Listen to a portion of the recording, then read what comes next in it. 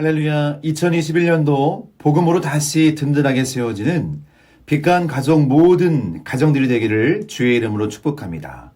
가정예배에서 2호로 2주차 파격이라는 주제로 함께 말씀을 나누고자 합니다. 예수님 당시 세리는 가장 기피하는 직업 대상이었습니다. 그들은 로마의 세금을 걷어내기 위해서 동족들을 착취하는 민족의 반역자, 반유대주의자, 반민족주의자였습니다. 당시 세금으로는 정세와 관세가 있었죠. 정세는 사람 수대로 나라에 내는 인두세, 가진 토지만큼 내는 토지세, 얻은 소득에 따라 내는 소득세가 있었습니다.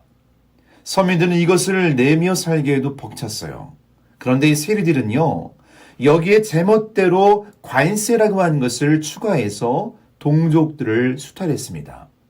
관세의 많은 부분들은 로마 정부가 아닌 세리의 주머니로 들어가는 것이었죠. 관세에는 길을 통과할 때 내는 통과세, 마차를 끌고 갈 때 내는 마차세, 바퀴가 여럿인 마차의 바퀴마다 물리는 바퀴세, 심지어 고기 잡을 때 물고기세까지 있었습니다. 또 그들은 세금을 강제로 징수하기 위하여 살인 청부업자들까지 결탁되어 있었습니다. 그래서 당시 유대인들은 세리들을 상대하지도 않았을 뿐더러 사람 취급도 안 하고 법적 증인으로도 세우지 않았습니다. 그런데 오늘 본문에서는 이렇게 손가락질을 당하는 인생 알페오의 아들 세리 레이가 나옵니다. 마가복음 2장 14절 말씀, 또 지나가시다가 알페오의 아들 레위가 쇠간에 앉아있는 것을 보시고 그에게 이르시되 나를 따르라 하시니 일어나 따르니라. 아멘. 예수님은 세리의 집에 가셔서 식사하시고 그곳에 몰려온 세리와 죄인들과 대화를 나누셨습니다. 이로 인하여 많은 세리와 죄인들이 구원을 얻게 됩니다. 여기서 놀라운 사실은 이 레위라고 하는 인물은 훗날 마태복음을 기록한 마태가 된다는 것입니다. 마태라고 하는 것의 뜻은 하나님의 선물입니다. 아마도 레위는 예수님께서 자신을 만나주신 선물 같은 일을 통해 자신의 인생이 바뀌었음을 고백하는 동시에 자신도 하나님의 선물처럼 소중한 존재라고 하는 것을 깨닫고 이름을 바꿨을 것입니다. 우리는 오늘 본문에서 몇 가지 중요한 진리들을 발견할 수 있습니다. 첫째는 예수님을 만나면 민족의 배신자도 하나님의 선물로 변화됩니다. 단순한 변화가 아닙니다. 파격적인 변화였죠. 우리의 삶도 예수님을 만나면 레이처럼 파격적인 변화를 경험할 수 있어요. 파격의 뜻은 격식을 깨뜨리거나 벗어난다는 뜻입니다. 사람들은 이기적인 시각을 갖고 있습니다.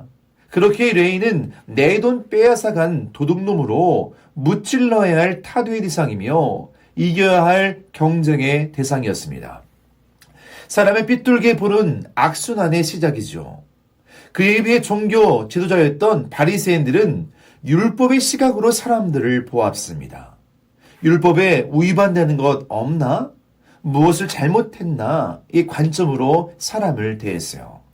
그러니 늘 사람들을 정죄하고 판단하게 됩니다. 종교가 오히려 사람을 부자유하게 하고 삶의 진정한 기쁨을 빼앗아 간 것입니다. 그러나 예수님은요, 복음의 시각으로 레위를 보았습니다. 창조주 하나님 아버지의 시각으로 보니 안타깝고 가엾고 불쌍히 여겼던 것이죠. 마치 그의 죄인됨이 나의 잘못인 것 같이 치유의 눈으로 그를 본 것입니다. 예수님은 어떻게 하면 그를 바르게 사람답게 하나님의 자녀답게 건강하게 할 수 있는지를 생각했습니다. 그래서 예수님은 세리들과 식사하는 것을 비난하는 바리새인들에게 이렇게 말씀하셨어요. 마가복음 2장 17절 말씀에 예수께서 들으시고 그들에게 이르시되 건강한 자에게는 의사가 쓸데없고 병든 자에게라야 쓸데있느니라. 나는 의인을 부르러 온 것이 아니요 죄인을 부르러 왔노라 하시니라. 아멘. 둘째로 복음의 시각은 사랑의 시각입니다. 나를 통해 사람들의 삶에 파격이 일어나기 원하거든 예수님처럼 복음의 시각, 사랑의 시각을 가지고 그를 품어줘야 합니다. 그러면 변화가 일어나죠. 이기적인 시각은 싸움만 키우고 율법의 시각은 죄책감만을 키웁니다. 복음의 시각, 사랑의 시각이 필요하다면 예수님이 나를 어떻게 대해 주었는지를 생각해야 합니다. 값없이 주시는 사랑의 은혜 때문에 우리는 오늘을 살아가는 이유를 발견하게 되는 것입니다. 고린도전서 15장 10절 말씀, 그러나 내가 나된 것은 하나님의 은혜로 된 것이니. 아멘. 예수님은 욕먹을 각오를 하고 레위에게 다가갔습니다. 함께 식사를 하면서 그에게 제자가 될 것을 권했습니다. 예수님에게는 그 모든 것을 감당할 용기가 있었어요. 삶의 파격은요, 반드시 행동을 수반합니다. 욕먹을 각오를 하고 도전해야 합니다.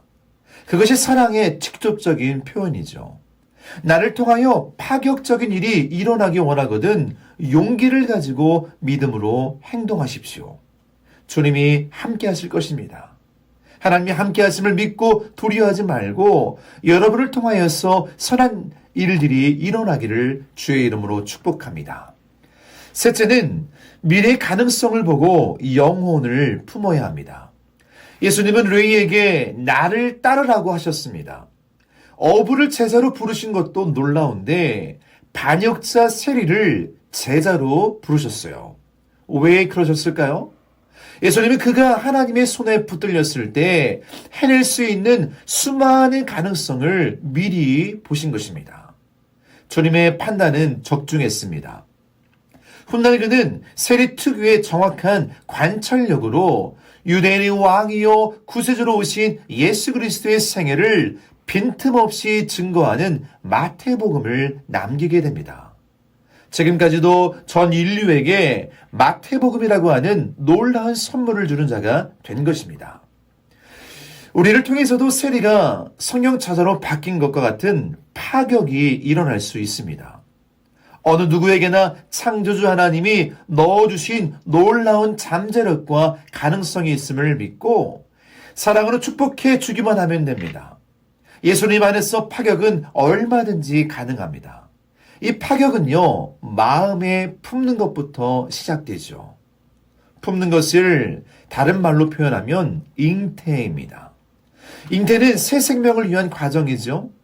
믿음으로 불신가족, 불신이웃, 사회 부적응자, 못된 놈이라고 낙인이 찍혀 더 이상 악하게 구는 죄인을 품어 봅시다.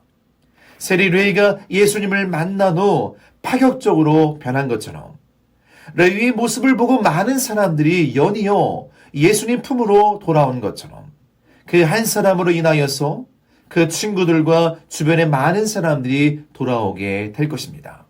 이번 한 주가 살아갈 때 오늘도 레위를 변화시켜 마태로 사용했던 것처럼 이런 놀라운 파격의 역사가 예수님의 복음의 시각을 가지고 영혼을 바라보면서 여러분도 복음의 놀라운 통로로 귀하게 쓰임 받는 우리 모두가 되기를 주의 이름으로 간절히 축복합니다.